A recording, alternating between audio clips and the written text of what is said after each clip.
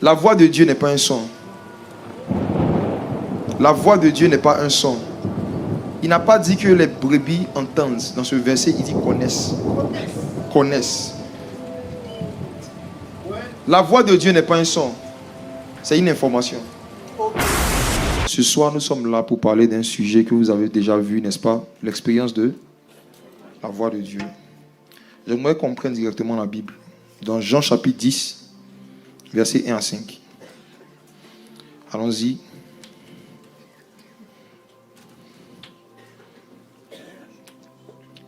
Jean chapitre 10, le verset 1 au verset 5. Est-ce qu'il y a quelqu'un qui a un micro qui peut m'aider à faire la lecture, s'il vous plaît? Jean chapitre 10, verset 1 à 5. Ou bien je peux y aller? Je peux y aller directement? D'accord. Alors, est-ce que vous pouvez donner le micro au prophète Xavier? Par la grâce du Seigneur, il y a plusieurs de mes fils dans la foi qui m'ont accompagné. Le prophète Xavier, tu peux prendre le micro. On va lire rapidement. Le fait que quelqu'un lise, ça va m'aider à gagner du temps, certaines choses. Jean chapitre 10, verset 1. Okay, amen. En vérité, je vous le dis, celui qui n'entre pas par la porte dans la bergerie, mais qui y monte par ailleurs, est un voleur et un brigand. On va s'arrêter là d'abord. Alors, pourquoi j'ai choisi ce sujet? Lorsqu'on m'a demandé, j'ai demandé sur quel sujet je devais parler, j'ai eu la miséricorde de pouvoir choisir le thème. J'ai dit, je vais parler de l'expérience de la voix de Dieu. Pourquoi ce sujet? La majorité des confusions et des stagnations que beaucoup de chrétiens et même de serviteurs de Dieu vivent sont dues au fait qu'ils ne savent pas reconnaître la voix de Dieu. Il arrive et il arrivera toujours pour chacun d'entre nous des carrefours de nos vies où on devra prendre des décisions importantes. On doit faire des choix. Et on a besoin de savoir quelle est la volonté de Dieu. On a besoin de savoir si on doit aller à gauche ou aller à droite. Et ce qu'on recherche dans ce genre de période de nos vies, c'est quoi? La voix de Dieu. La voix de Dieu.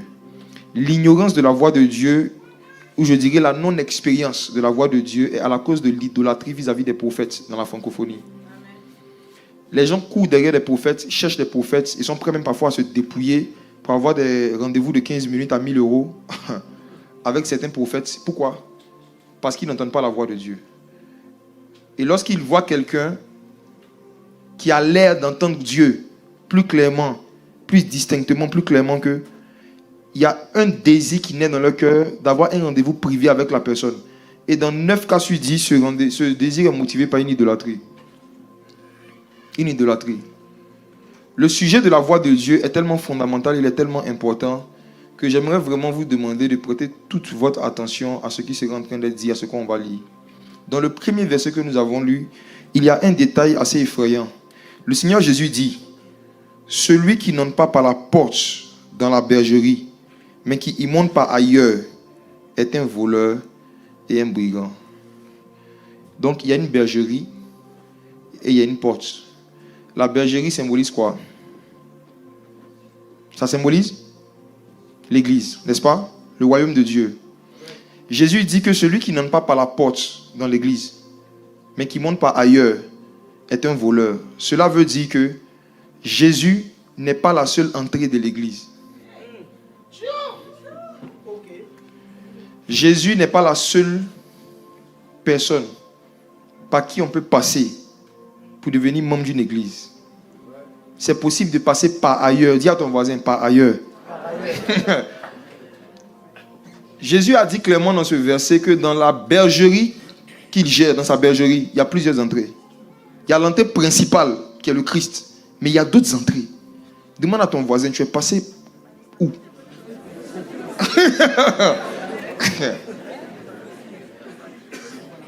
S'il dit que celui qui monte par ailleurs est un voleur, cela veut dire qu'il y a possibilité de se retrouver dans l'église sans être passé par Jésus. Il y a possibilité de devenir membre d'une communauté sans avoir jamais une rencontre personnelle avec Christ. Mais tu es dans la bergerie. Il y a des personnes qui sont rentrées dans l'église par la musique.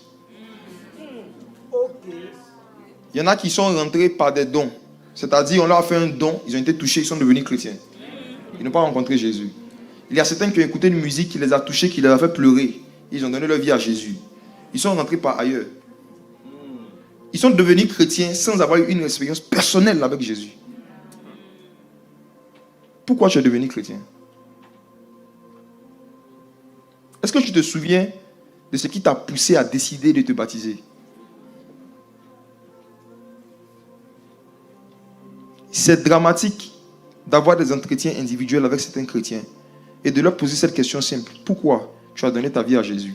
Et de te rendre compte qu'ils ont du mal à répondre avec des arguments cohérents et clairs à cette question. Pourquoi tu as donné ta vie à Jésus? Quel est le message que tu as entendu qui t'a poussé à prendre la décision de te baptiser par immersion? Est-ce que tu peux répondre à ça? Question. Je me rappelle, j'ai reçu quelqu'un à mon bureau qui m'a expliqué des problèmes graves. Et je lui ai posé une question.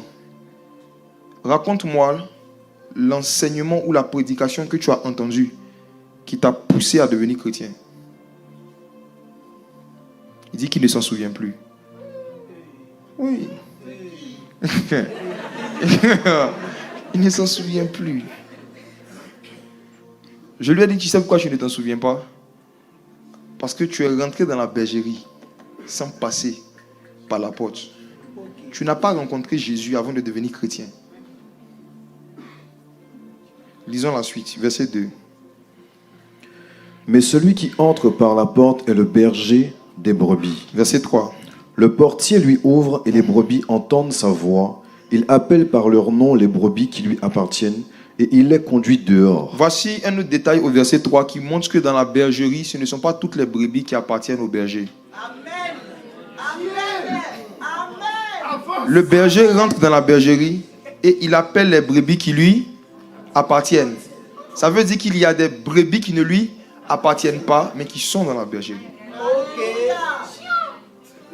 Jésus était en train de prophétiser qu'il allait arriver un temps où il allait se tenir devant certaines bergeries, devant certaines églises. Et il allait parler seulement à ceux qui sont nés de nouveau. Il allait les faire sortir de là. Et il allait marcher avec eux. Il appelle ceux qui lui appartiennent par leur nom. Et il les conduit où? Dehors.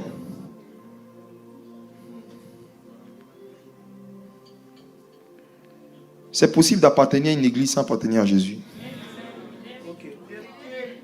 Romains chapitre 8, verset 9. Qu'est-il écrit?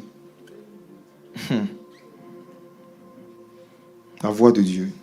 Romains 8, verset 9. Pour vous, vous ne vivez pas selon la chair, mais selon l'esprit. Oui. Si du moins l'esprit de Dieu habite en vous. Oui. Si quelqu'un n'a pas l'esprit de Christ, il ne lui appartient pas. Tu peux relire la dernière phrase, s'il te plaît. Si quelqu'un n'a pas l'esprit de Christ, il ne lui appartient pas. Le critère pour reconnaître quelqu'un qui appartient à Christ, ce n'est pas son appartenance à une communauté. Si quelqu'un n'a pas l'esprit de Christ, même s'il appartient à une famille de pasteurs, il n'appartient pas à Christ. Si quelqu'un n'a pas le Saint-Esprit, peu importe son titre, ses tâches, son activisme dans l'église, il n'appartient pas à Jésus. As-tu l'esprit de Christ? C'est une question aussi à laquelle tu dois être capable de répondre clairement, sans ambiguïté. Est-ce que j'ai le Saint-Esprit? Oui ou non? Que ton oui soit oui, que ton non soit non. Ce qu'on y ajoute vient de Satan. As-tu le Saint-Esprit? Continuons, Jean chapitre 10, retournons. Versets 4 à 5. Jean chapitre 10, versets 4 à 5. Lorsqu'il a fait sortir toutes ses propres brebis, il marche devant elles et les brebis le suivent, parce qu'elles connaissent sa voix. Parce qu'elles Connaissent sa voix. Parce qu'elles Connaissent sa voix. Verset 5. Elles ne suivront point un étranger, mais elles fuiront loin de lui, parce qu'elles ne connaissent pas la voix des étrangers. Je vais commencer maintenant l'enseignement à partir du verset 4. La voix de Dieu. Qu'est-ce que la voix de Dieu? Qu'est-ce que la voix de Dieu? Je vais définir la voix de Dieu. Ensuite, je vais expliquer comment Dieu parle. Comment on reconnaît la voix de Dieu? Qu'est-ce que la voix de Dieu? Verset 4. La Bible dit, lorsqu'il a fait sortir toutes ses propres brebis, ça veut dire que la première chose à faire avant de faire l'expérience de la voix de Dieu, c'est de sortir. Sortir de certains raisonnements, sortir de certains systèmes religieux, de certaines croyances qui nous font croire qu'on est des brebis du Seigneur alors que ce n'est pas le cas. Il faut sortir de ça. Ce qui prouve que tu es chrétien, ce n'est pas ce que tu fais à l'église, c'est ce que tu fais lorsque personne ne te voit. Ok? Ce qui prouve que tu as le Saint-Esprit, ce n'est pas ce que tu fais en public, c'est ce que tu fais en secret. Voici pourquoi c'est toi seul qui peux savoir si tu appartiens à Jésus ou pas. Nous pouvons nous tromper. Mais toi, tu ne peux pas te tromper. Les brebis sortent d'abord. Sortir, c'est un message d'appel à la repentance. Sortir des choses qui ne glorifient pas le Seigneur. Sortir de ce qu'on fait en secret, de nous-mêmes on a honte. C'est par là que l'expérience de la voix de Dieu commence. Sortir. Une fois que les brebis sont sorties, il dit, il marche devant elles, verset 4, et les brebis le suivent, parce qu'elles connaissent sa voix. Elles connaissent sa voix. Je vais partager 2 vérités profondes sur la voix de Dieu. 2 vérités profondes. La première, c'est que la voix de Dieu n'est pas un son, c'est une connaissance. La voix de Dieu n'est pas un son. La voix de Dieu n'est pas un son. Il n'a pas dit que les brebis entendent. Dans ce verset, il dit connaissent. Connaissent. La voix de Dieu n'est pas un son. C'est une information. Ok.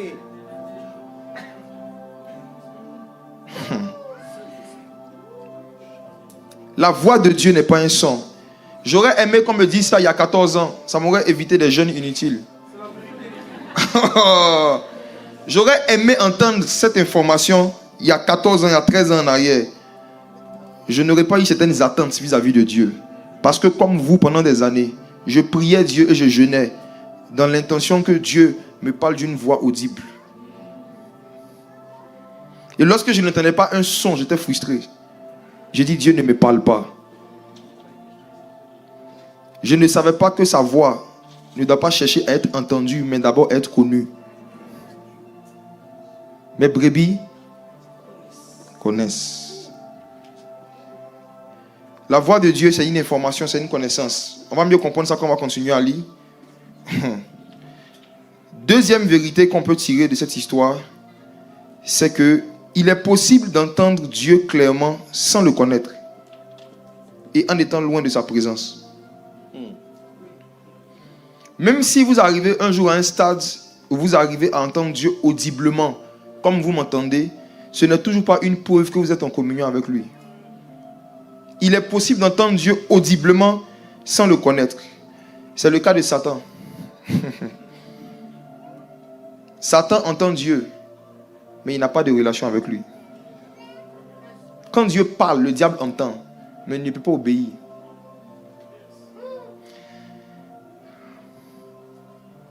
Ce qui prouve que quelqu'un est en intimité avec le Saint-Esprit, c'est sa faculté d'obéir au commandement de Dieu. Pas sa faculté d'entendre Dieu clairement. Ce qui va te prouver à toi-même que tu as une relation avec le Saint-Esprit, c'est ton obéissance. Quand tu es en communion avec le Saint-Esprit, tu obéis facilement au commandement de Dieu. Quand tu perds ta communion, c'est devenu difficile d'obéir au commandement de Dieu. Toutes les choses de la vie chrétienne pratique que tu es arrivé à faire facilement il y a quelques années et que tu n'arrives pas à faire aujourd'hui sont la preuve pour toi que tu es séparé de Dieu. Quand on s'éloigne de Dieu, on ne perd pas le son de sa voix. On perd la connaissance de sa voix. Et la connaissance, c'est la force qui nous donne de lui obéir. Amen, amen, amen. Satan entend Dieu, mais il ne peut pas obéir à Dieu. Dans Job, on voit Dieu parler, Satan répondre. Ça veut dire que Satan entend. Il entend, mais il ne connaît pas sa voix.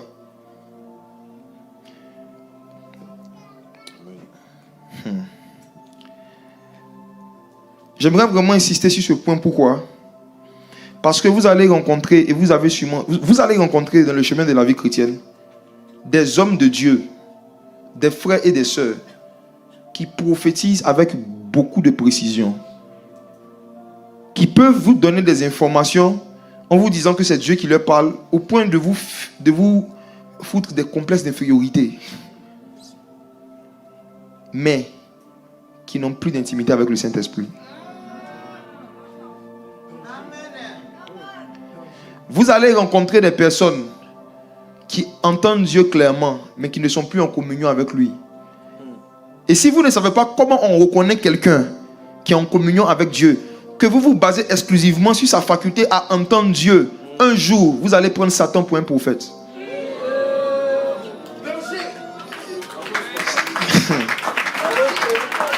La Bible ne nous cache pas dans le livre de Job chapitre 1 que Satan, Dieu faisait une réunion avec ses fils et Satan est venu aussi au milieu d'eux. Et Dieu a parlé à Satan et Satan a répondu. Donc Satan entend Dieu clairement. Il entend Dieu audiblement. Satan ne s'est jamais posé la question comment on fait pour entendre la voix de Dieu. Les questions que tu te poses là. Satan ne s'est jamais posé cette question.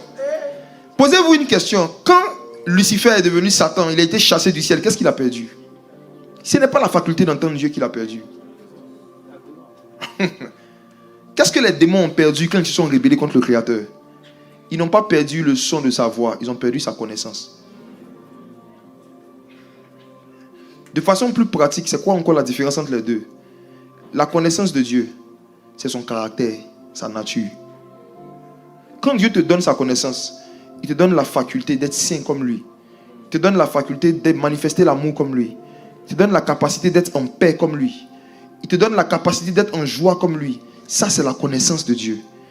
Dieu, avant de chasser Satan, lui a retiré sa connaissance et lui a laissé le son de sa voix. Il n'a pas retiré à Satan la faculté de l'entendre, mais il lui a retiré la faculté de se comporter comme lui, de lui ressembler. Le plus grand cadeau que Dieu puisse faire à une créature, ce n'est pas le don de prophétie, mais c'est son image et sa ressemblance. Créons l'homme à notre image, selon notre ressemblance. Genèse chapitre 1, versets 26 à 27. En d'autres termes, créons l'homme en lui donnant ce qu'on a arraché aux démons. L'image et la ressemblance. Les démons sont puissants, mais ils ne peuvent pas ressembler à Jésus. Ils peuvent dire des choses vraies, mais ils ne peuvent pas manifester l'amour. Ils ne peuvent pas manifester la paix. Ceux qui ont eu des expériences paranormales, quand des esprits ont essayé de se faire passer pour des anges en leur apparaissant, les enfants de Dieu, l'une des choses qu'ils vous diront, c'est que malgré qu'ils voyaient parfois une lumière brillante, ils n'étaient pas en paix. Les démons peuvent dégager tout sauf la paix. Ils ne peuvent pas manifester de l'amour. Ils sont spirituels, mais ils sont méchants. C'est pourquoi on les appelle les esprits méchants. Donc si toi aussi tu es spirituel, mais que tu n'as pas l'amour, tu es un esprit méchant.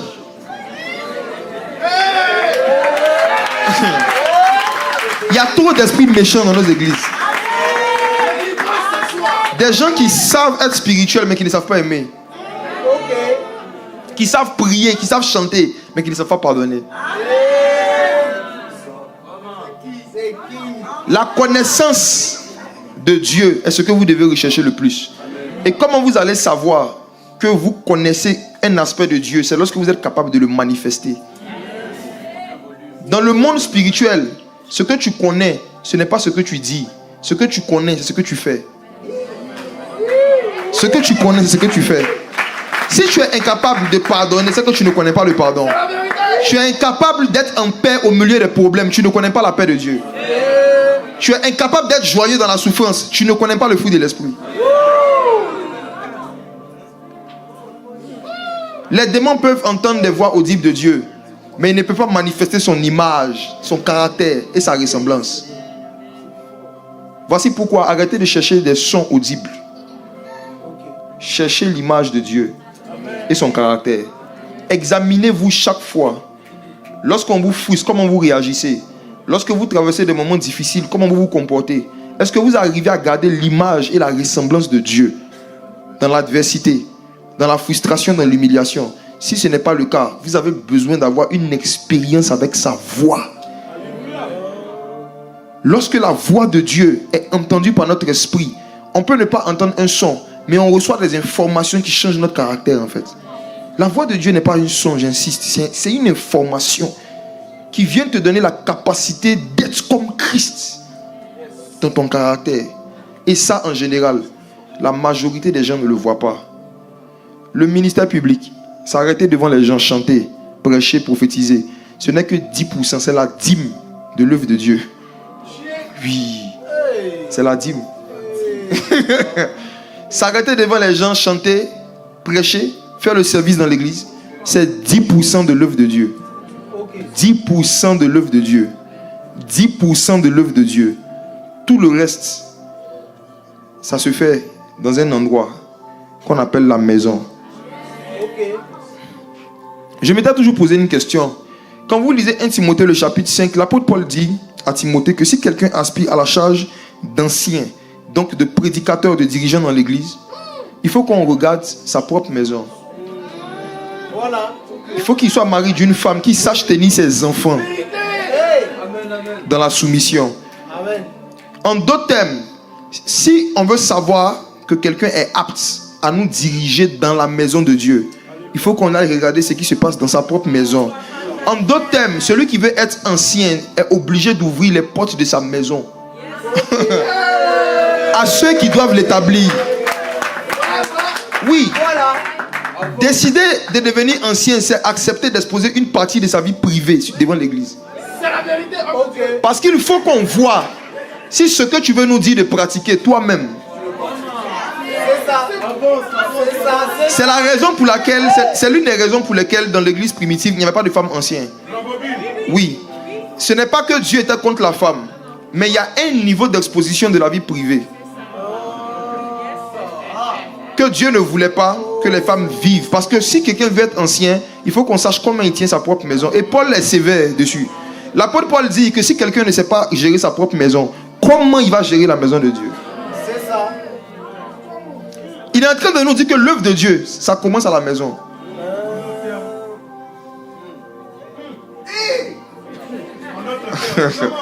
L'œuvre de Dieu, c'est la maison. Ça commence à la maison. Je vous en supplie, mes frères et sœurs, si vous voulez savoir si quelqu'un connaît Dieu, ne l'écoutez pas, regardez-le. Ne l'écoutez pas. Regardez-le. La raison pour laquelle, quand le Seigneur Jésus appelait les apôtres, la phrase qu'il leur disait à tous, c'était « Suis-moi, suis-moi, suis-moi, suis-moi ». Il dit « Suis-moi et je ferai de toi un pécheur d'homme ». En d'autres termes, ce qui va faire de toi un prédicateur, ce n'est pas ce que je veux te dire, c'est ce que tu vas me voir faire. Suis-moi, observe-moi. Twitter n'existait pas lorsque Jésus a commencé à chercher des followers. Suis-moi. Il dit à Pierre, suis-moi. Il n'a pas dit écoute-moi. Suis-moi. Suis-moi. Suis-moi. Suis-moi. Observe-moi. Regarde comment je réagis quand on m'insulte. Regarde comment est-ce que je parle lorsqu'on crache sur moi. Regarde quand je me comporte quand je suis humilié. Suis-moi, suis-moi. Regarde comment je parle aux prostituées. Regarde mon comportement avec les gens de mauvaise vie. Suis-moi. Les pharisiens haïssaient Jésus parce qu'ils l'écoutaient. Ils ne le suivaient pas. Ils n'observaient pas son caractère. Ils ne voyaient pas son style de vie. Quelqu'un qui n'a jamais péché, même par qui les pires pécheurs se sentaient attirés. Quelqu'un qui n'a jamais péché, mais par qui les pécheurs se sentaient aimés. Tu ne te rends pas compte qu'il y a quelque chose qu'il a, qui n'est pas visible, qui attire les gens. Il a un aimant spirituel. L'une des raisons pour lesquelles, lorsque la femme qui a été surprise en flagrant délit d'adultère a été envoyée devant Jésus, Jésus s'est abaissé pour écrire. C'est pour ne pas voir sa nudité. Parce qu'elle a été surprise en flagrant délit d'adultère. Et comme vous le savez, lorsqu'on commet l'adultère, on n'attache pas un pagne. Ils ont pris la femme nue dans l'acte et ils l'ont envoyée directement devant Jésus. Eux-mêmes, ils avaient déjà commis un péché en regardant la nudité d'une femme. Mais Jésus, à son tour, il s'est abaissé pour écrire.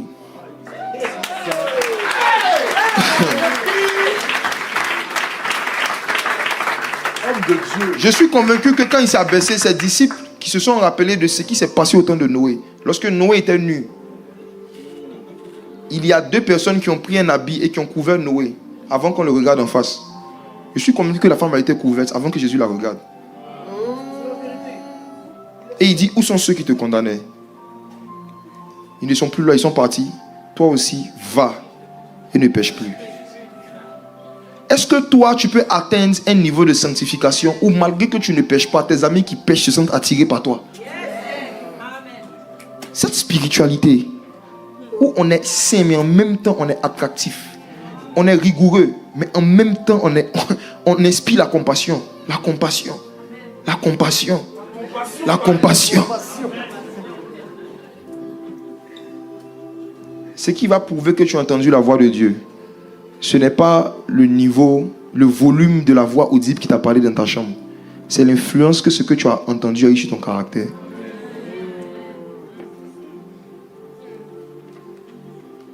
Quand tu dis Seigneur, parle-moi, il faut que dorénavant cette phrase signifie pour toi-même, Seigneur, donne-moi des informations qui vont m'aider à te ressembler. Amen. Amen. Amen. Si on accepte cette définition, cela veut dire que Dieu nous a tous parlé une fois au moins chacun.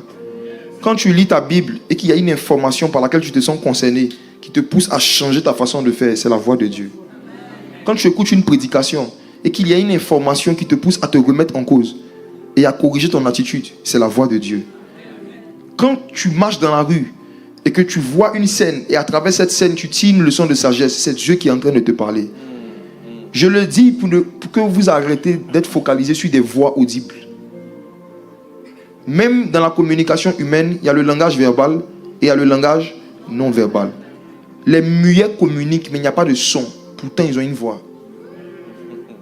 Ils transmettent des informations et des messages avec des signes. Et Dieu aussi nous parle comme ça souvent. On n'entend pas forcément une voix, mais parfois à travers certains signes, certaines circonstances, certaines prédications, un cantique, une phrase, une conversation, tu sens qu'il y a une information qui te concerne et que tu dois réajuster ton caractère. C'est la voix de Dieu. C'est la voix de Dieu. Amen. Amen. Maintenant, je veux parler de la première manifestation de la voix de Dieu dans la Bible après la chute de l'homme. Genèse chapitre 3, verset 8. Prenons nos Bibles. Genèse chapitre 3. On connaît l'histoire. Quand Adam était célibataire, il était saint. Quand il s'est marié, il a eu des problèmes. Une femme est venue lui donner quelque chose qu'il a mangé. Alors regardez le verset 8, ce qui s'est passé. Genèse 3, verset 8. Oui. Alors ils entendirent la voix de l'Éternel Dieu qui parcourait le jardin vers le soir. Et l'homme et sa femme se cachèrent loin de la face de l'Éternel Dieu, au milieu des arbres du jardin. Allons-y, verset 9. Mais l'Éternel Dieu appela l'homme et lui dit, « Où es-tu » Il répondit, « J'ai entendu ta voix dans le jardin et j'ai eu peur, parce que je suis nu et je me suis caché. » Très bien.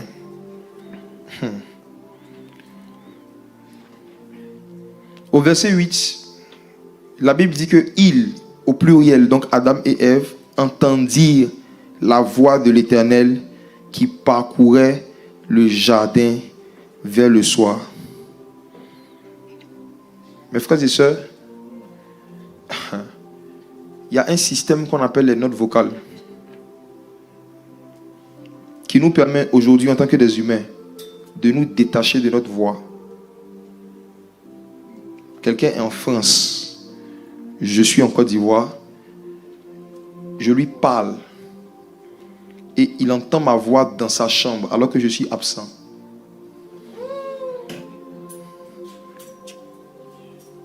N'est-ce pas qu'aujourd'hui on peut le faire avec des notes vocales? Tu peux envoyer ta voix sans te déplacer, n'est-ce pas? Notre génération est mieux placée pour comprendre ce qui s'est passé dans Genèse chapitre 3, le verset 8. En fait, Dieu n'était pas là. C'était sa voix qui parcourait le jardin. Lisez bien. Il a fait une note vocale. Relis ça. Relis ça. Relis. Alors, ils entendirent la voix de l'Éternel Dieu qui parcourait le jardin vers le soir. Et l'homme et sa femme se cachèrent loin de la face de l'Éternel Dieu au milieu des arbres du jardin. Dieu envoyait sa voix qui parcourait le jardin. C'est-à-dire que Adam et Ève sont là et puis ils entendent une voix audible qui est dans le jardin. Mais ils ne voient personne, donc ils se cachent. Et ils se cachent derrière quel arbre? L'arbre, Regardez les détails. au milieu des arbres du jardin. Au milieu, Des arbres du jardin. souvenez-vous, quand Dieu a fait ce fameux jardin, il y avait combien d'arbres au milieu du jardin? 2. L'arbre de la connaissance du bien et du mal et l'arbre De de vie. vie. Quand Adam et Ève ont péché, ils sont allés se cacher derrière l'arbre de vie.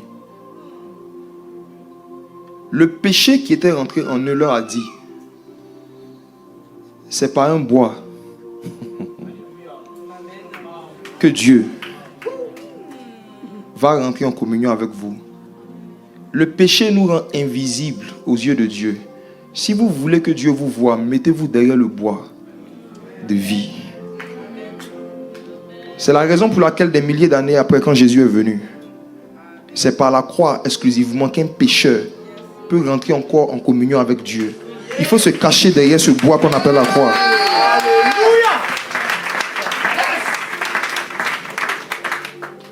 Et lorsqu'ils se sont cachés derrière ce bois, Dieu dit, Adam, où es-tu? Et vous allez voir que Dieu lui a posé une question de géographie. Où es-tu? Mais sa réponse était une réponse physiologique. Il dit, je suis nu.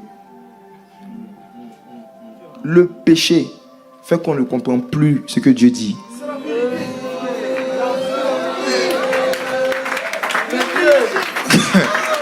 Le péché brouille la voix de Dieu.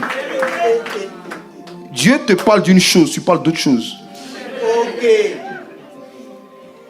Il dit, où es-tu? Il dit, je suis nu. Dieu n'a pas dit, comment es-tu habillé? Il dit, où es-tu? Le péché nous pousse à faire des hors-sujets prophétiques. Des hors-sujets spirituels. Dieu te dit, pardonne à ta mère. Tu dis, Seigneur, je veux le don de prophétie. Oh! Hors-sujet prophétique. Dieu te dit, réconcilie-toi avec ta soeur. Tu dis, Seigneur, j'ai besoin d'un boulot. Oh!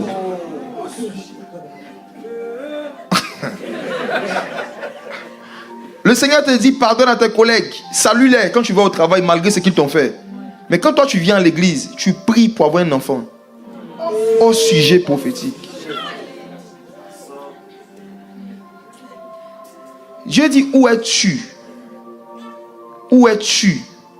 Où es-tu?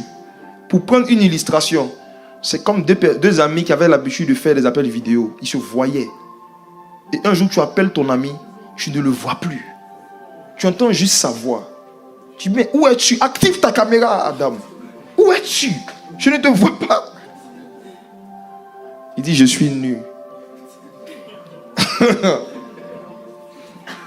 Dieu aussi change de sujet dans son amour. Il dit, ok, qui t'a enseigné que tu es nu? C'est ce qu'il a répondu. Qui t'a appris? En d'autres termes, la nudité, c'est une connaissance aussi. Oui. Quand les enfants naissent, ils n'ont pas cette connaissance de la nudité. Voici pourquoi ils n'ont pas honte de se balader nus.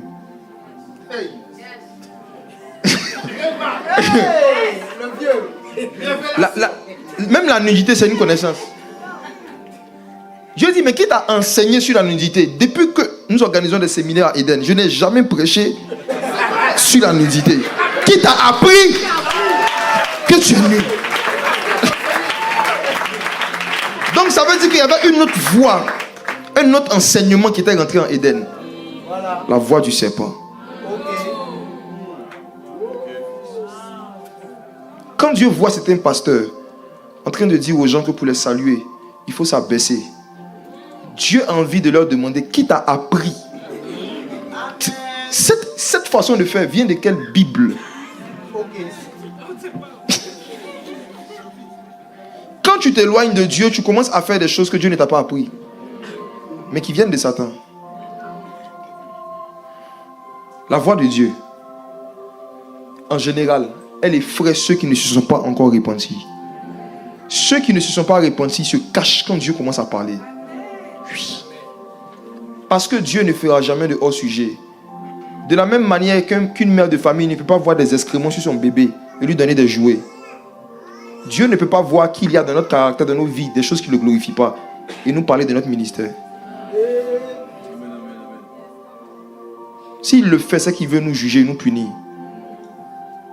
Mais un père qui aime, lorsqu'il voit la saleté sur son bébé, il cherche à enlever sa couche, la laver, et après on lui donne les jouets. La voix de Dieu, l'expérience de la voix de Dieu, comment tu sais que Dieu est en train de te parler? C'est lorsque tu es en train de découvrir et de constater des choses qui sont en toi, qui ne glorifient pas Dieu, que Dieu ne t'a pas appris, qui fait de toi quelqu'un qui est nul dans le monde spirituel. Dans Apocalypse, l'apôtre Jean dit qu'il a vu l'église qui s'est parée comme une épouse pour son maître. Elle était revêtue de fin lin. Et ce fin lin, ce sont les œuvres justes des saints. En d'autres termes, les œuvres sont des habits dans le monde spirituel. Les œuvres sont des habits. Lorsque tu ne pratiques pas les œuvres que Jésus a enseignées, tu es nu. Et Jésus ne peut pas voir ta nudité et puis commencer à te parler des voitures et des maisons. Il ne fait pas de hors-sujet. C'est nous qui faisons des hors-sujets avec Dieu. La première question qu'il a posée à Adam, c'était « Où es-tu » Parce que Adam était toujours dans sa présence, mais il n'était pas à son poste. C'est encore une autre réalité. Il est possible de rester dans la présence de Dieu en rétrogradant. On peut rétrograder sans sortir de la présence de Dieu. On peut rétrograder sans sortir de l'église. On peut être toujours à l'église, mais ne plus être à son poste. On peut venir, mais ne plus avoir à cœur de servir Dieu. Dans le ministère, moi j'ai déjà vécu cela plusieurs fois. Où tu es là, mais tu n'as plus envie de prêcher. Tu es présent, mais tu n'as plus envie de faire ce que tu faisais à cause de certaines situations que tu vis. Et Dieu te demande où es-tu. En fait, tu es là, même pas à ta place. Juste parce que Adam s'est déplacé, Dieu ne le voyait plus. Vous savez savoir, vous qui aimez dire, les chrétiens africains qui aiment dire au prophète, localise-moi, Seigneur, localise-moi. Écoutez, l'esprit de prophétie ne localise que ceux qui sont à leur poste. Oui.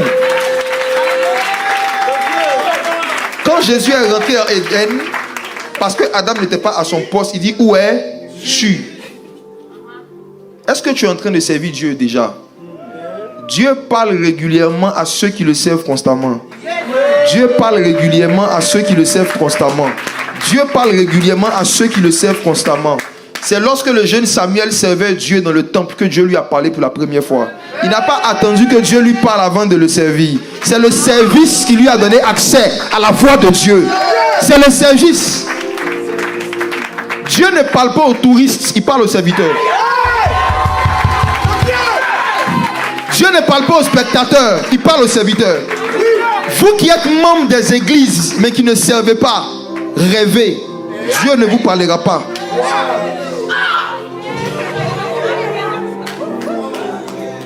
Dieu ne parle pas aux spectateurs de cinéma. Il parle aux serviteurs. Tu sais qui? Demande à ton nom, tu sais qui? Demande à ton nom. Tu sais qui?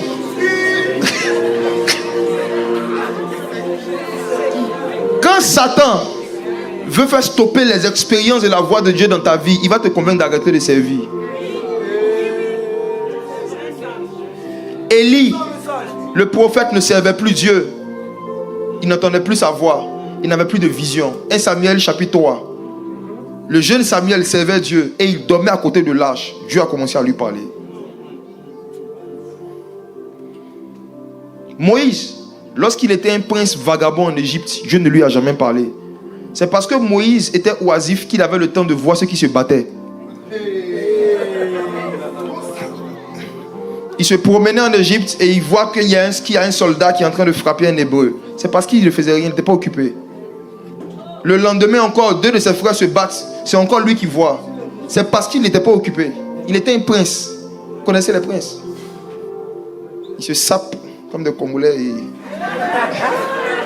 comme des sapeurs. Et ils se promènent. Ils snobent les gens. Ils saluent les gens. Ils jettent des billets. C'était la vie de Moïse, prince en Égypte. Mais lorsqu'il a été rejeté, blessé par ses frères, il a appris le service, il est devenu berger. Et c'est pendant qu'il surveillait les moutons de Jéthro, pendant qu'il servait son beau-père, que Dieu a commencé à lui parler. Il y a des expériences que tu veux vivre avec le Saint-Esprit, que tu n'as pas commencé à vivre parce que tu n'as pas commencé à servir tes frères et sœurs. Moïse a rencontré Jéthro avant de rencontrer l'Éternel. Moïse a rencontré Jéthro avant de rencontrer l'Éternel.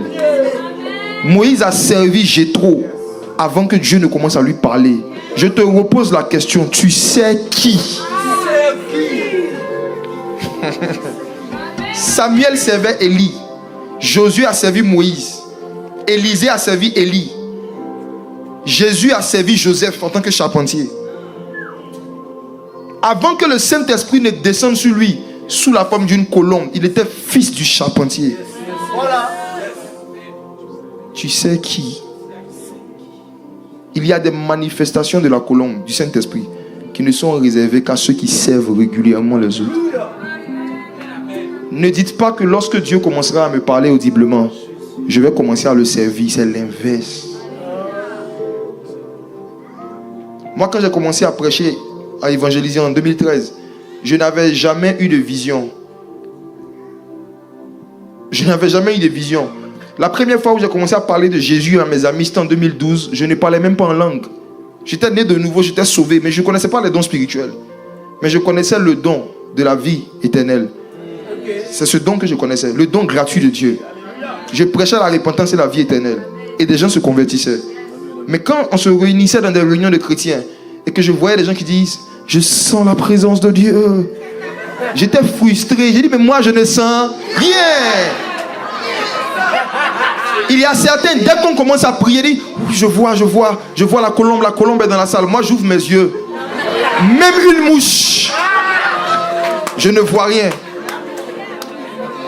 Un jour, j'ai appris qu'il y avait un groupe de pasteurs qui se réunissaient pour prier pendant 2 heures de temps. Et moi, je n'arrivais pas à prier plus de 30 minutes. Je me suis dit, c'est l'occasion. Je vais aller au milieu d'eux pour apprendre à prier. Quand je suis arrivé, l'un d'entre eux a dit, ici, on donne un sujet de prière pour 1 heure. Un sujet de prière, 1 heure de temps. Je me suis dit, ok, il ne pouvait pas me retourner, ils avaient fermé la porte. Un sujet de prière, 1 heure de temps. Oh, le temps. Non. Attendez.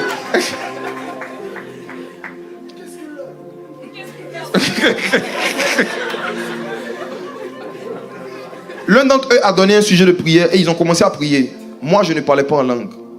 Au bout de 10 minutes, je n'avais plus rien à dire. En toute humilité. Donc j'ai entonné un cantique. Je voulais chanter pour faire passer le temps. On m'a stoppé net. L'un d'entre eux a dit, ce n'est pas une réunion de cantique, de chant. Réunion de prière. On ne chante pas ici. Prie. Et eux, ils priaient en langue. J'ai été frustré. Je suis sorti de là et j'ai dit, je ne reviens plus jamais. Je ne suis plus revenu. Mais j'ai commencé à aspirer au don de parler en langue. Je me suis rendu compte que je ne pouvais pas devenir l'homme de prière que je voulais devenir. Passer le temps dans la prière que je voulais passer sans ce don. Donc j'ai commencé à aspirer à ce don pour mon édification. Par nécessité. Chaque frustration que vous vivez est un appel de Dieu à désirer des choses spirituelles que vous n'avez pas. Chaque frustration est un appel. Chaque frustration est un... Je termine avec ceci. Dans l'intimité avec le Saint-Esprit, il y a 3 manifestations principales de la voix de Dieu. La première, ce sont les songes et les visions. Je vais donner les références rapidement à cause du temps. Vous pourrez méditer là-dessus. Job chapitre 33, versets 14 à 15. Les songes et les visions. Dieu nous parle par les songes et par les visions. Qu'est-ce qu'une vision? Une vision, c'est une information que Dieu nous donne sans passer par notre intelligence, par le cerveau. C'est une information qui vient à ton cœur, mais qui n'est pas le fruit du raisonnement, qui ne vient pas du cerveau. C'est une information. Mes frères et sœurs, une vision est une information. Une vision est une information.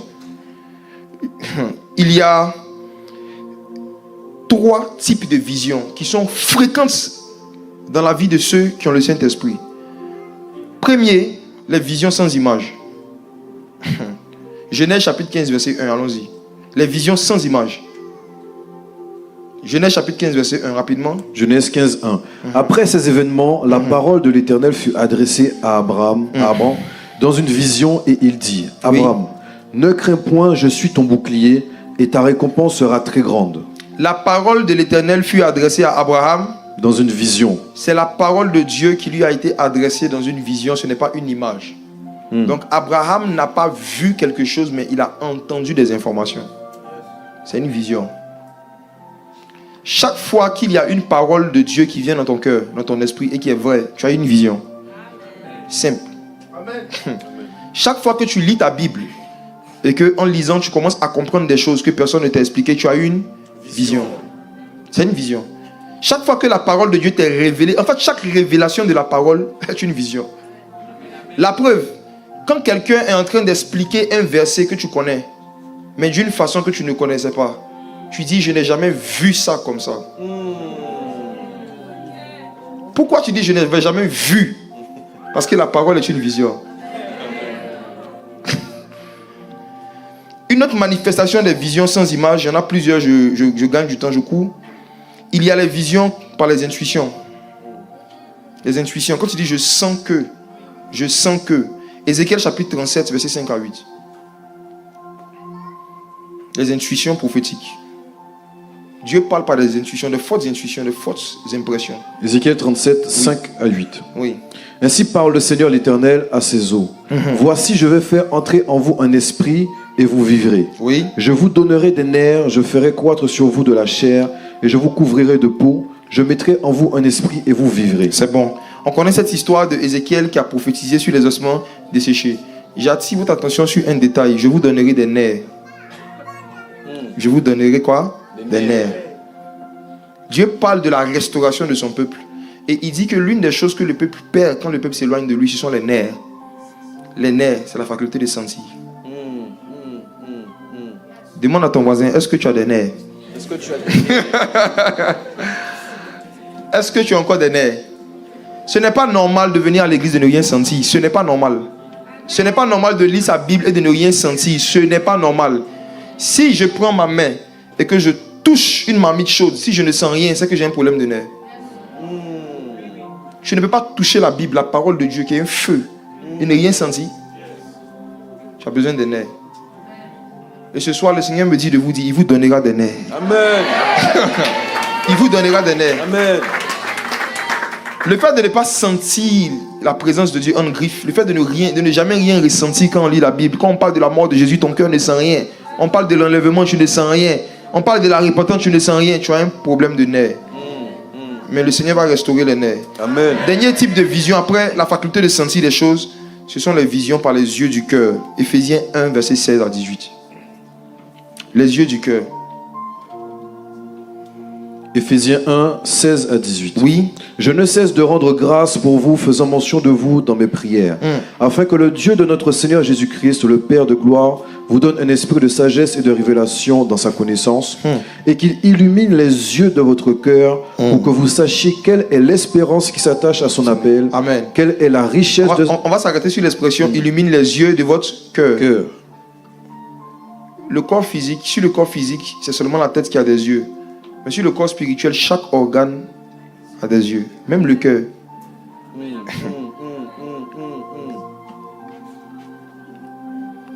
Les yeux de ton cœur, lorsque les yeux de ton cœur sont en mauvais état, c'est là que tu oublies tes songes. Ou c'est là que tu fais des songes mais qui ne sont pas clairs. Tu as la myopie spirituelle. Qu'est-ce qui met les yeux du cœur en mauvais état? La rancune, l'amertume, la tristesse. Tout sentiment négatif, toute émotion négative que tu gardes dans ton cœur abîme les yeux de ton cœur. Ok. Si vous voulez être des personnes qui voyaient clairement leurs songes et qui s'en souviennent, si vous voulez que les yeux de votre cœur soient toujours en bon état, pardonnez vite quand vous êtes blessé. Pardonnez vite, que le soleil ne se couche jamais sur votre colère. Les yeux de votre cœur, c'est à ce niveau-là que je pense qu'il y a le plus de problèmes. Parce que la majorité des visions claires viennent de là. Quand vous voyez des prophètes ou des personnes qui disent j'ai une vision, je vous dis la vérité, la majorité d'entre eux, contrairement à ce que vous pensez, ils ne voient pas un écran qui leur apparaît avec des informations.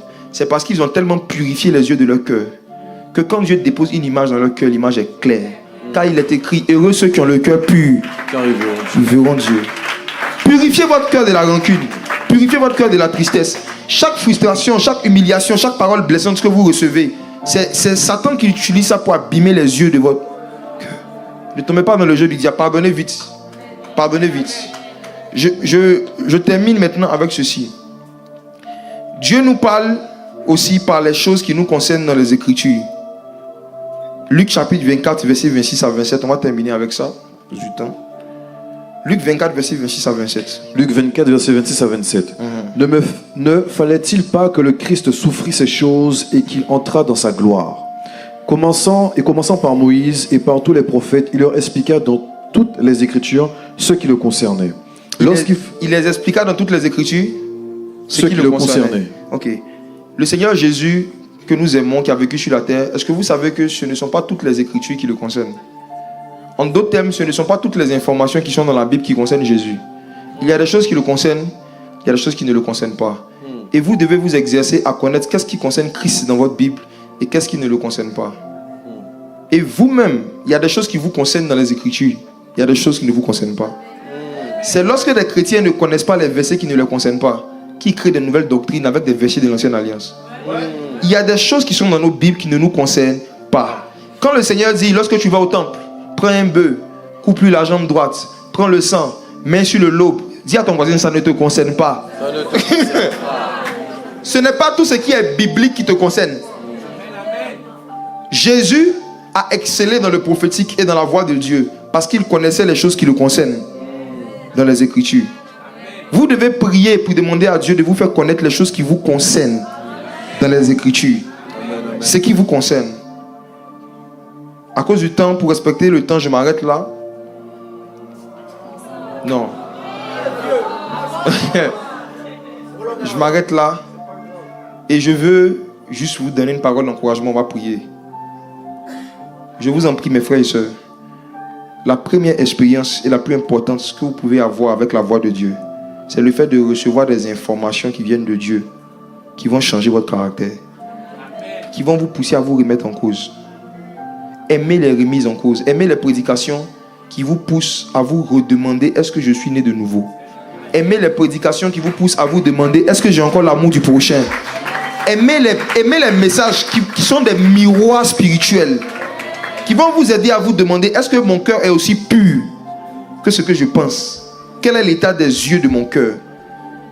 Si Dieu voit que vous avez un intérêt, un appétit pour ce genre de message, il va vous faire rentrer maintenant dans les expériences de la voix audible, dans les expériences des visions claires. Amen. Amen. Que Dieu vous bénisse. Que Dieu vous bénisse. On va prier. On va prier.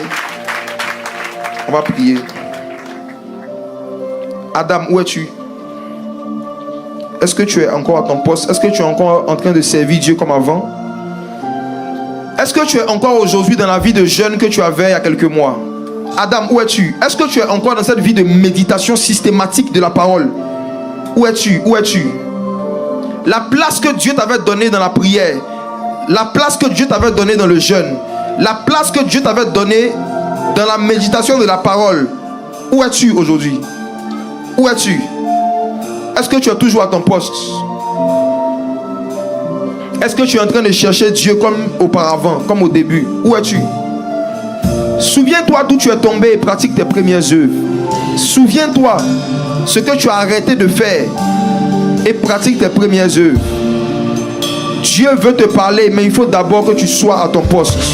Habakkuk a dit qu'après avoir dit sa complainte, il se tient à son poste pour voir ce que Dieu dirait. Il se tient à son poste pour voir la réponse de l'Éternel. Prie pour que Dieu te ramène à ton poste. Si tu as perdu ta vie de prière, si tu as perdu ta vie de méditation, tu as perdu ta vie de consécration, dis Seigneur, je veux revenir à toi ce soir. Je vais être à mon poste afin d'avoir des expériences avec ta voix. Prie le Seigneur, prie le Seigneur.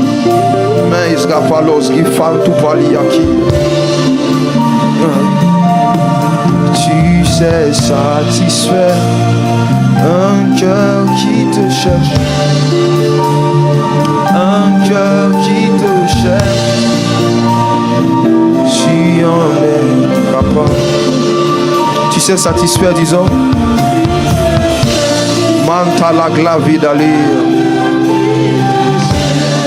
Seigneur, nous voulons te connaître.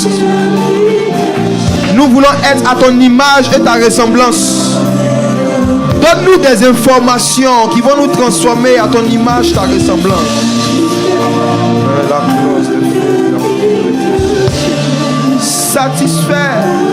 Satisfais les cœurs qui te cherchent ce soir. J'en ai capable. Satisfais, Saint-Esprit.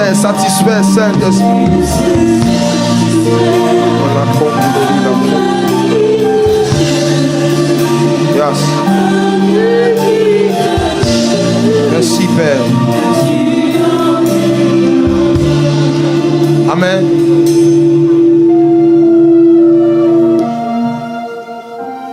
Wow.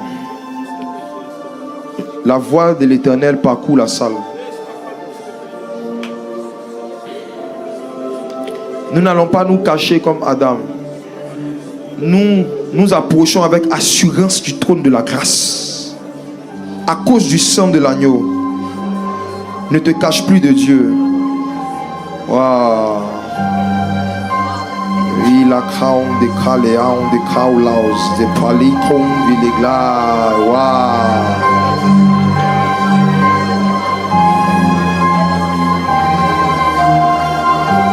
Toi qui avais perdu la faculté de voir des songes et de t'en rappeler, ce soir Dieu te restaure. À partir de cette nuit, les expériences prophétiques recommencent. Pendant que je suis en train de parler, je vois 7 personnes dans la salle. Sur qui l'onction du Saint-Esprit est en train de se poser. Le Seigneur restaure les songes, les visions. Il restaure les nerfs. Il dit, je vous donnerai des nerfs. Toi qui as perdu ta sensibilité prophétique. Toi qui as perdu ta sensibilité prophétique. Regarde ce qui est en train de t'arriver. La gloire de Dieu est en train de venir sur toi. Et il dit, je te redonne des nerfs. Je te redonne des nerfs. La plus imai la pandovilia. Scapia candolobla la convelia. Scumpi de glai la pros qui palia. Scapia canda la close. Aidez les gens là-bas. Je vois la puissance de Dieu qui se jeune fille au fond. Aidez-la, aidez-la, aidez-la, aidez-la, aidez-la. Scapia ganduli plain du padia. Sumpi de glai. Oh, Dieu est en train de restaurer des nerfs. Il est en train de restaurer la sensibilité spirituelle de plusieurs. C'est le temps de faire des expériences avec sa foi de plus en plus profonde, de plus en plus concrète.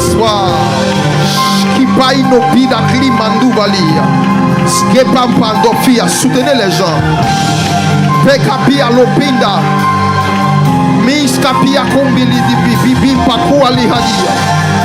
Hey!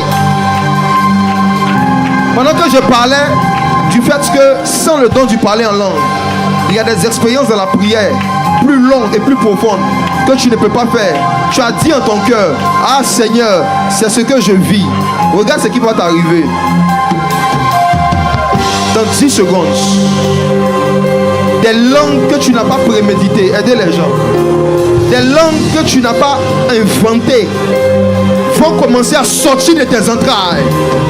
Tu seras changé en une autre femme. Tu seras changé en un autre homme. Tu parleras de nouvelles langues. 10, 9, 8, 7. Soutenez les gens là-bas. 6, 5, 4, 3, 2, 1. Maintenant, le mouvement des langues commence. Tu vas prier cette nuit comme tu n'as jamais prié. Il y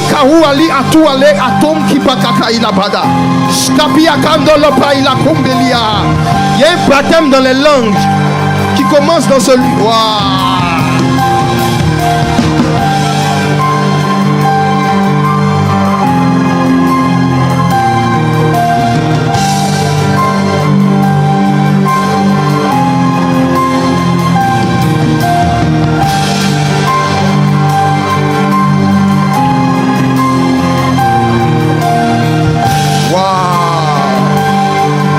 Écoutez ceci. Il y a quelqu'un ici qui à plusieurs reprises qui a fait un songe dans lequel tu te vois en train de te promener dans les bois. Le paysage qui revient dans les songes, ce sont des parcs et des bois dans lesquels tu marches. Et dans le dernier que tu as fait, tu marchais dans un parc où il y avait des arbres de part et d'autre. Et il y avait des enfants qui jouaient. Et toi, tu marchais seulement. C'est qui? Les paysages des parcs reviennent dans tes songes. Les parcs, les bois. C'est qui?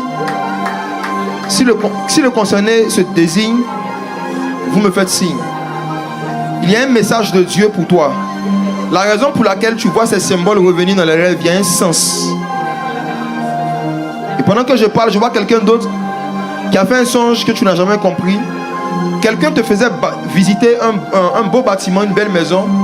Mais la particularité de la maison, c'est que les pièces étaient multicolores. Les couleurs des salons, des endroits n'étaient pas uniformes. Parfois, tu pouvais voir du blanc, du rose, du vert. C'était un endroit avec beaucoup de couleurs. Tu as eu cette vision aussi, tu as eu ce songe. Est-ce que les concernés peuvent s'avancer si vous n'êtes pas gêné? Si vous n'êtes pas gêné, je vais vous parler de façon spécifique. J'ai besoin d'un micro, s'il vous plaît.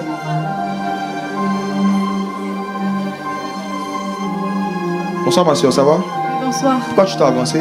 Parce que j'ai eu la vision sur le bâtiment qu'on me faisait visiter. Ok, vous avez eu la vision sur les bâtiments, comme je le décris, Oui, oui. avec les couleurs multicolores. Oui. Voici ce que dit le Saint-Esprit. Est-ce que vous vous rappelez de l'histoire de Joseph, à qui son père avait donné un habit multicolore? Oui, je me rappelle. Ok? Oui.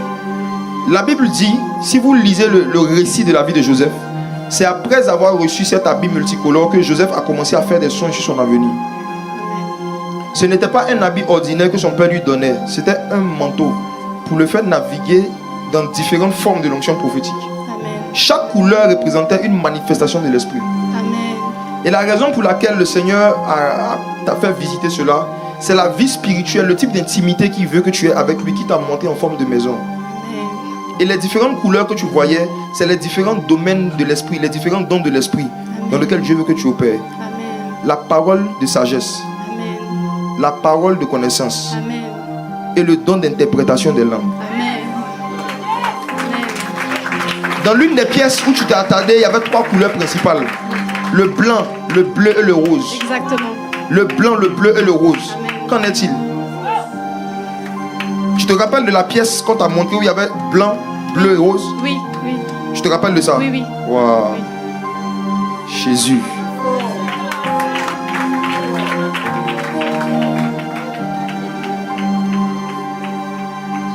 Quelque chose avait failli. On peut se tutoyer, il n'y a pas de problème. Pas de problème. Quelque chose avait failli t'empêcher de venir ce soir. Je ne sais pas c'est quoi, mais tu n'avais pas prévu venir. Il y a quelque chose que tu devais faire. Oui, le travail. Mais on a tout annulé. Je devais travailler toute la journée. Mais tout a été annulé. Ok.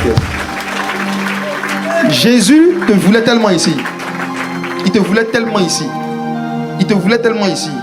Parce qu'à partir de cette nuit, les expériences avec ces 3 dons, ces 3 couleurs Amen. commencent. Amen. Amen. Juste parce que tu es venu ici. Comme tu étais à ton poste, Dieu n'a pas eu besoin de te dire où es-tu. Amen. Il t'a vu. Amen. Que le Seigneur te bénisse. Waouh. Il y a quelqu'un ici qui a une lutte depuis plusieurs mois, voire près d'1 an, avec des pensées vis-à-vis des personnes du même sexe. Tu as même pris un jour de jeûne, un temps de jeûne, ça s'était arrêté et c'est revenu et ça te fait souffrir parce que tu ne veux pas être lesbienne. Tu ne l'es pas et tu ne veux pas l'être. Mais il y a des pensées oppressantes qui te viennent à certaines saisons de l'année par rapport aux filles, aux personnes du même sexe. Et comme ça te gêne, tu n'en parles pas vraiment, mais tu te bats seul. J'ai une bonne nouvelle pour toi. Jésus veut combattre pour toi. Viens. Ne sois pas gêné, viens. Ça sera la fin de cette lutte ce soir, viens. Ma soeur, viens s'il te plaît. Toi qui es concerné par cette parole, viens s'il te plaît. Tu as des oppressions, des attaques dans tes pensées vis-à-vis des personnes du même sexe. Tu ne veux plus vivre cela, viens s'il te plaît. Jésus veut t'aider. Je suis capable d'arrêter tout ce service pour toi. Ne sois pas gêné, viens.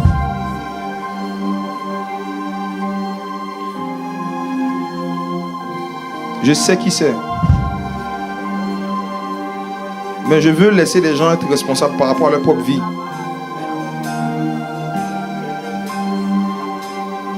Viens que je prie pour toi.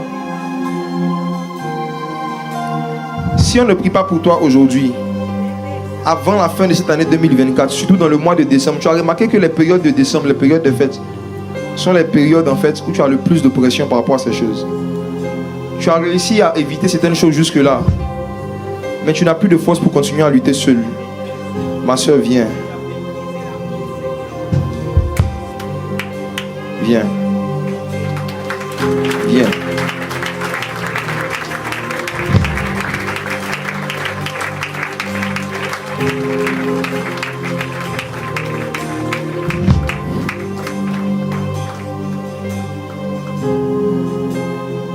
N'aie pas honte, viens.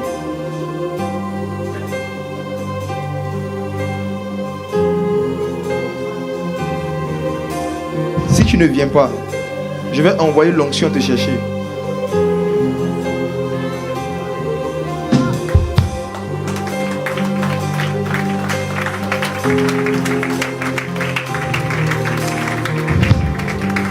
Est-ce que tu connais la pression prophétique?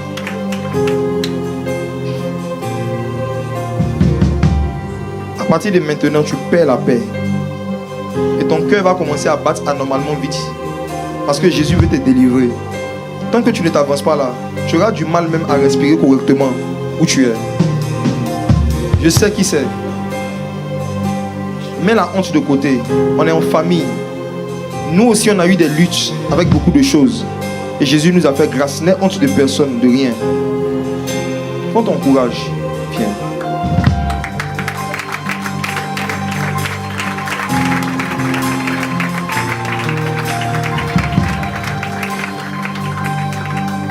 Est-ce qu'il y a des personnes, en attendant que notre amie arrive? Elle est là? Oh, on peut acclamer Jésus pour elle. La pression prophétique.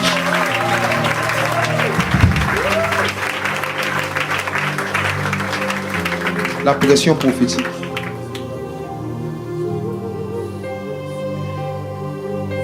Ah.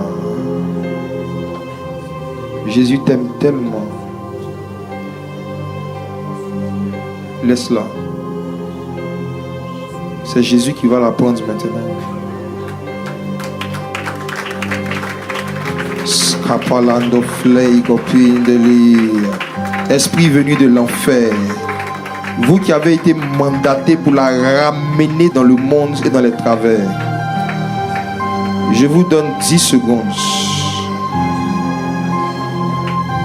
pour libérer cette chenille. 10, 9, 8, 7, 6. Démon d'homosexualité, sors.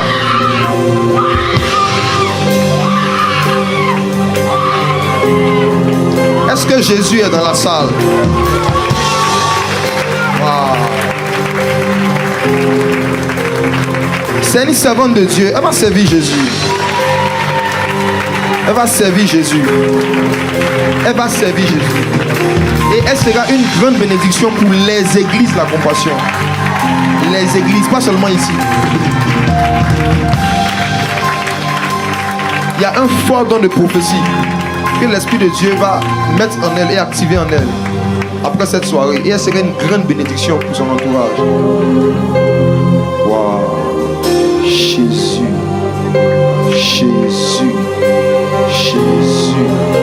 Jésus. Il y a 21 personnes dans la salle.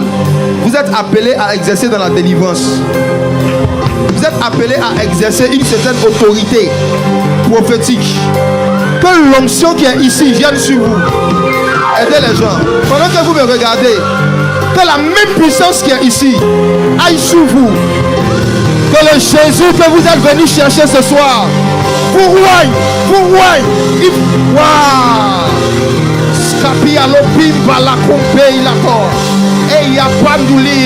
Même sur les chants, il y a une onction prophétique qui va commencer à se manifester de plus en plus quand vous allez diriger les temps de louange et d'adoration. Plus rien ne sera ordinaire dans cette église. Votre pasteur va commencer à opérer dans la parole de connaissance avec 7 fois plus de précision qu'auparavant. L'ennemi voulait l'affaiblir physiquement et le décourager. Mais je vois une nouvelle gloire qui commence dans cette église. Une nouvelle gloire qui commence dans l'église. Waouh! Scapi alors. Skepator. Dieu des esprits des prophètes. Skepati partout mali pator. Scapia. Seigneur, où elle est? Relâche-la dans toute la France. Dans toute la France, dans toute la France, dans toute la France. Dans toute la France. Dans toute la France. Que le feu du réveil embrase la région parisienne. Dans les métros, dans les universités, dans les collèges, dans la puissance de Jésus, la suprématie de Jésus sur les démons soit démontrée. Merci Saint-Esprit.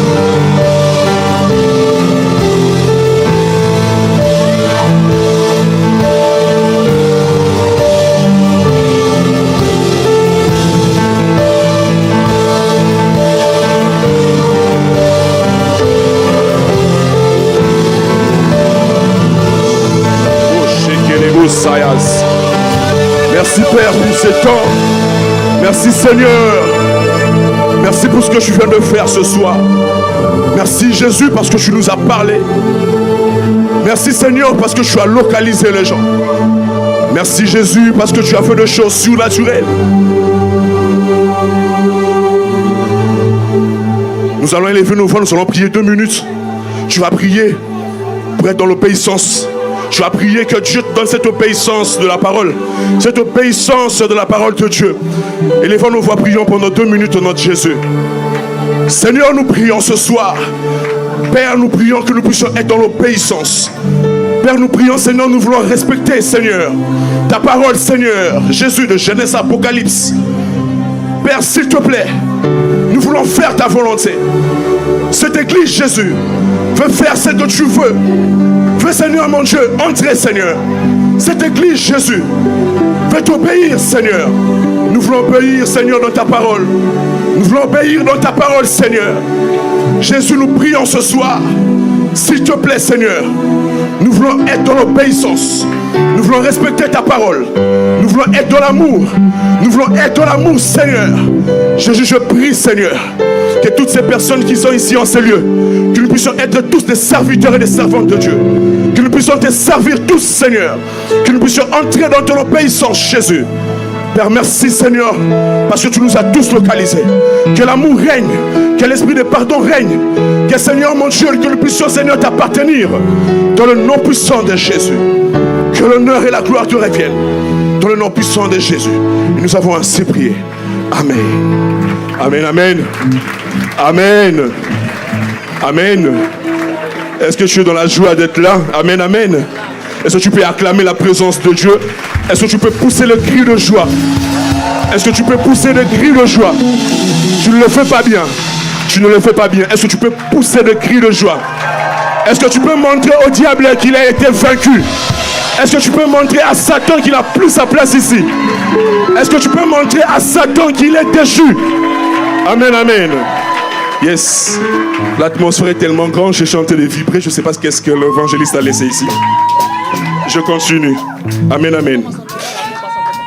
Ouf. Excusez-moi.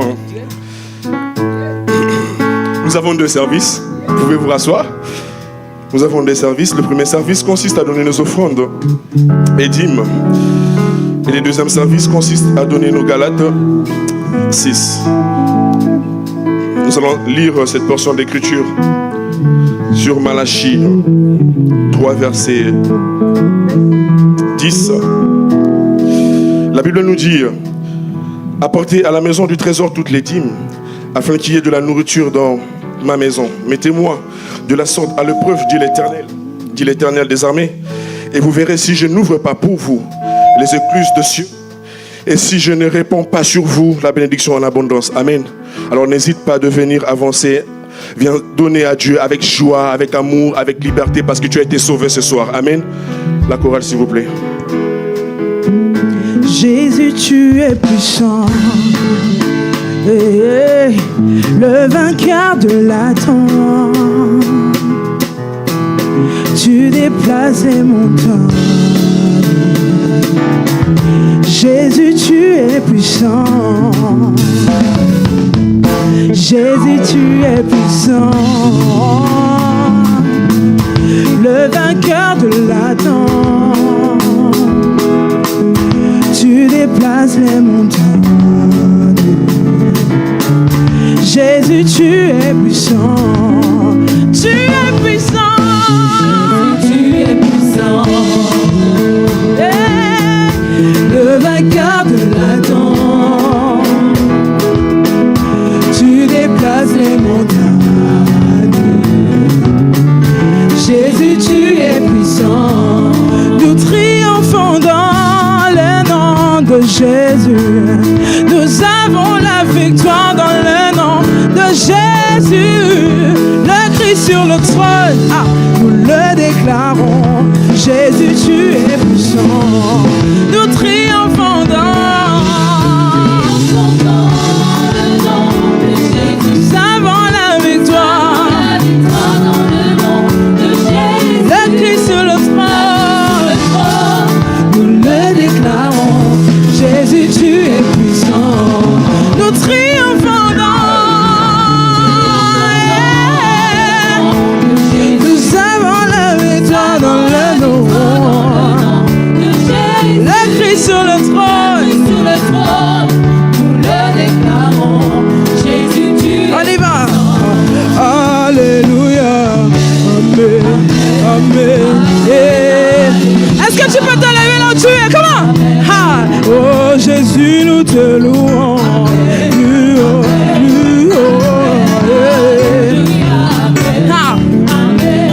Oh Jésus, nous t'acclamons.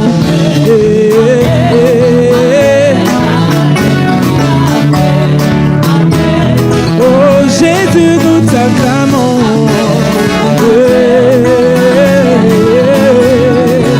On va le dire ensemble. Tu es le papa le plus. Amen, amen, alléluia. Amen. Tu es le papa le plus.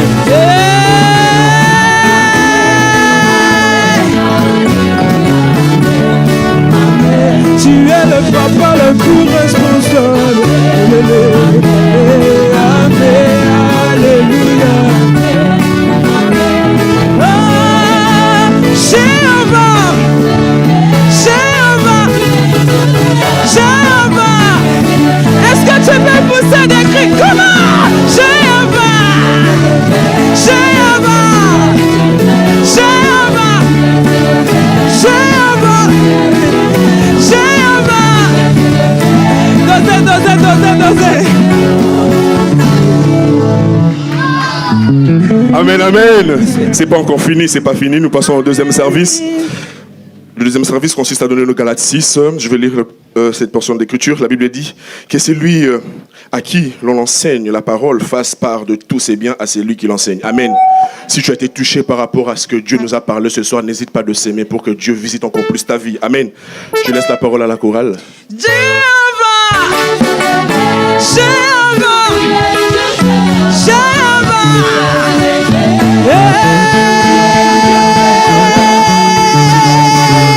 Jéhovah, Jéhovah,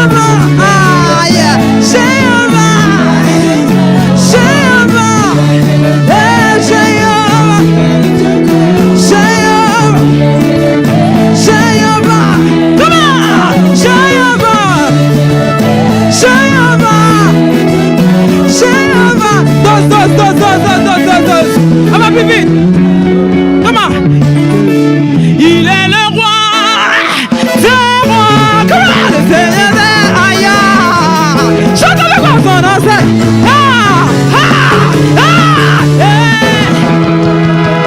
Si tu viens pas devant, on arrête. Non. Si ne danse pas, on arrête. Si je vous vois pas danser, on arrête. Il est le roi. Fais-le comme ça. Le Seigneur des aïe. Comment? Hey. Fais-le comme ça. Il est le roi. Le pays là. Il est le roi. Il est le roi. Le Seigneur des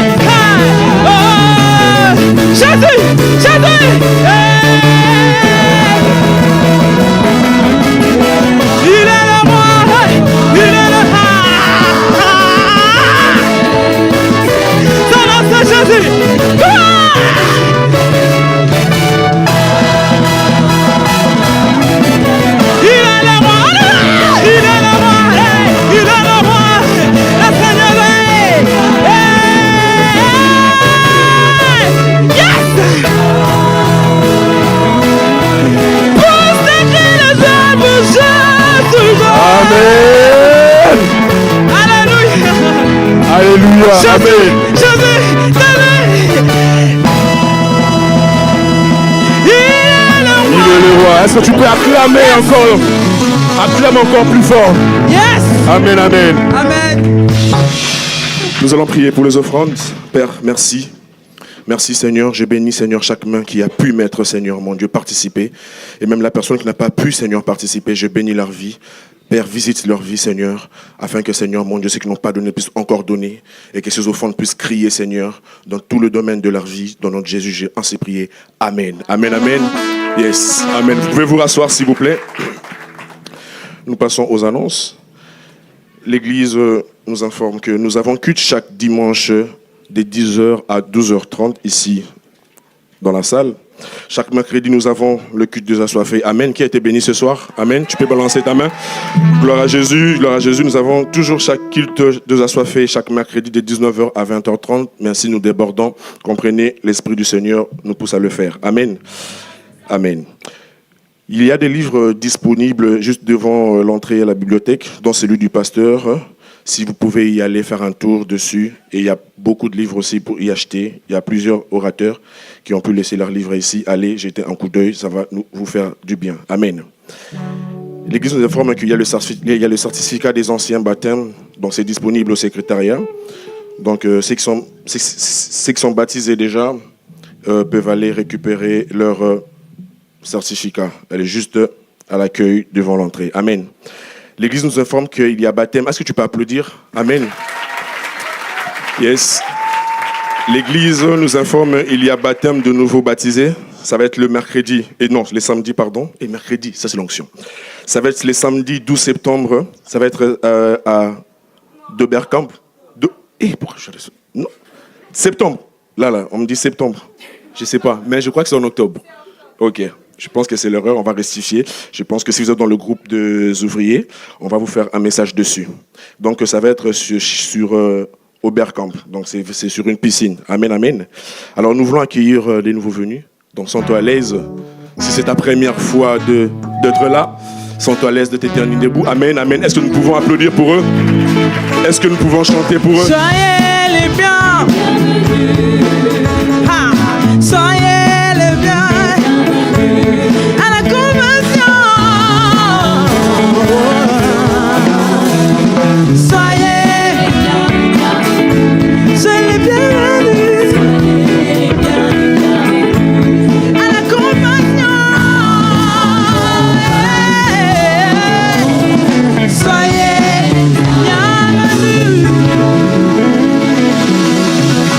Amen, amen, amen. Alors, n'hésitez pas, nous vous saluons. Ici, c'est l'église de la compassion. Si vous avez une église d'attache, écoutez, saluez-la de notre part. Mais si vous n'avez pas une église d'attache, faites de cette église la vôtre. Alors, vous êtes vraiment la bienvenue. N'hésitez pas, si vous pouvez vous lever, s'il vous plaît. Il y a des protocoles à gauche, à droite, s'il vous plaît. Vous allez juste vous rendre derrière pour une bref entretien, s'il vous plaît. Le nouveau venu, vous pouvez vous lever, s'il vous plaît. Merci. Est-ce qu'on peut encore les applaudir encore, s'il vous plaît?